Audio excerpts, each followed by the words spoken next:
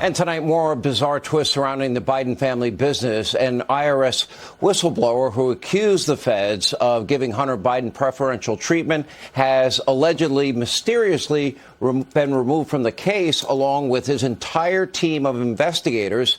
Now, the whistleblower's attorneys, they are calling it an illegal act of retribution.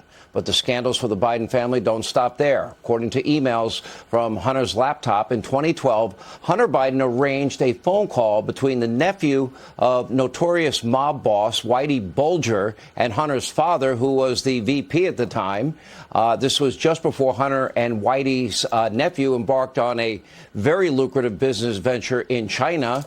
And meanwhile, today, Fox News revealed that Chinese donations to the University of Pennsylvania far exceed what was previously known and include generous gifts from a company and individual involved with Hunter's shady dealings. Now, keep in mind, UPenn houses Biden's think tank, where classified documents were discovered.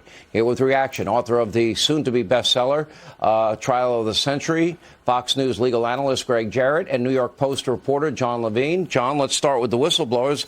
I thought they were just granted whistleblower protection. Now they've just been wiped out. Who wiped them out, and how did they get away with taking away those very legal protections?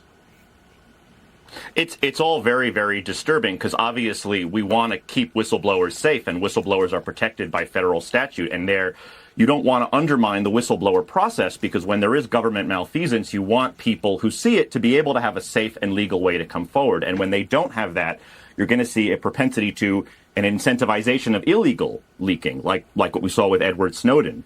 So it's very, very dangerous when you undermine the whistleblower process. And more to the point, you can't retaliate against a whistleblower. That is illegal. So if that happened, the entire thing is a matter for, I think, Congressman Jordan and his committee investigating weaponization of the federal government.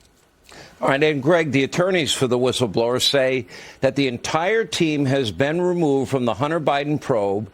They've accused government of retaliation here, according to their letter sent to the House and Senate Judiciary Committees.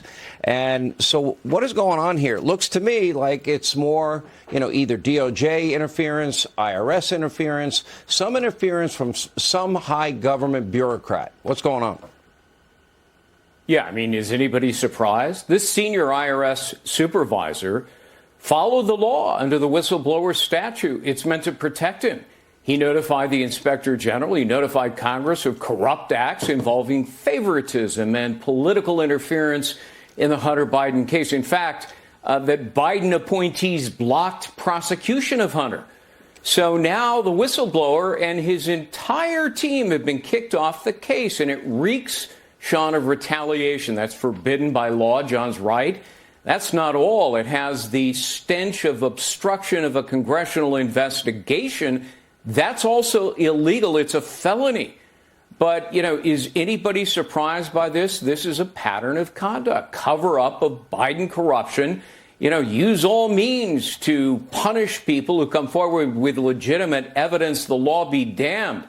It's meant to frighten and intimidate. And there's ample evidence the president's son pocketed millions and didn't pay taxes on it. That's tax evasion. That's tax fraud. Anybody else would have been prosecuted long ago. But as Joe Biden famously boasted, no one F's with a Biden. I guess that means the IRS as well. I guess you're probably right. John, let me ask you this. The bottom line question is, how much money did the Biden family do in business with countries like China and Russia and Kazakhstan and Ukraine? How much money did they profit in all of these ventures? How come it's taken so long to get to the bottom of what should be simple accounting methods? I understand they have SARS reports that they were waiting for, but they have them now.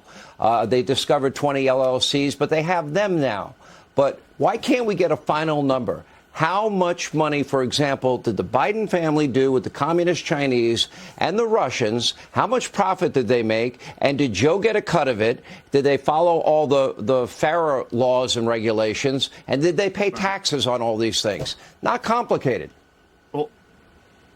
Well, Sean, the problem is it's all just buried down so deep in so many different layers of obfuscation. You know, I talk to the Oversight Committee pretty frequently, and they will tell you it's just been so difficult to secure even the underlying bank records. And obviously the Treasury Department has completely stonewalled at every turn. House Democrats have completely stonewalled at every turn. But at the very least, we know there's $10 million from foreign sources, places like China, places like Romania, which went through at least 20 different LLCs. And to go to the obfuscation point again, it was the money would originate in a Chinese energy company. It would go to one LLC, it would go to a second LLC, and then it would finally get paid out to either Hunter or James Biden, John, or one of the many Biden family members. What the grandchildren that got paid big sums of money from these LLCs, what those grandkids did to earn that money?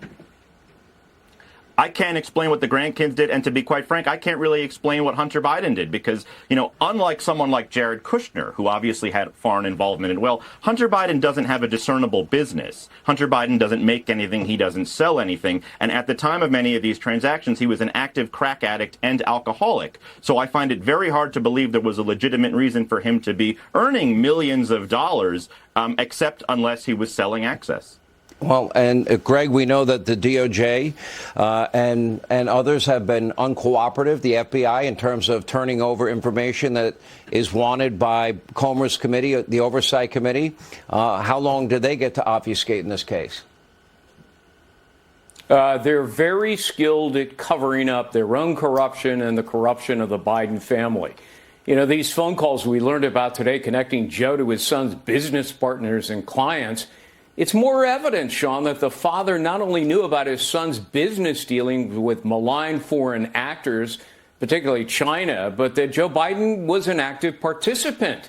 You know, then there's the Penn Biden Center, millions in Chinese donations. That's a huge red flag emblazoned with the word corruption on it. You know, Joe Biden continues to insist he's the Sergeant Schultz of the family. I know nothing. I see nothing. But the records belie that. Hunter's cronies and clients visiting with his dad at the White House more than 80 times when he was VP. Documents show that he was the planned beneficiary of a mega deal with a Chinese Communist Party. You know, the tentacles reach deep into the Beijing government with the Biden family. And his own son implicates his own father in terms of making payments to Pops, paying half his income to Pops, paying for home repairs for Pops, 10% for the big guy. All right, John, thank you. Greg, thank you. Coming up, debt ceiling negotiations. They stalled as the Democrats now refuse to rein in their spending. Also, Biden has once again bowed to the CCP. Senator Marco Rubio reacts and shares details of an upcoming report on the origins of COVID. That's breaking straight ahead. We know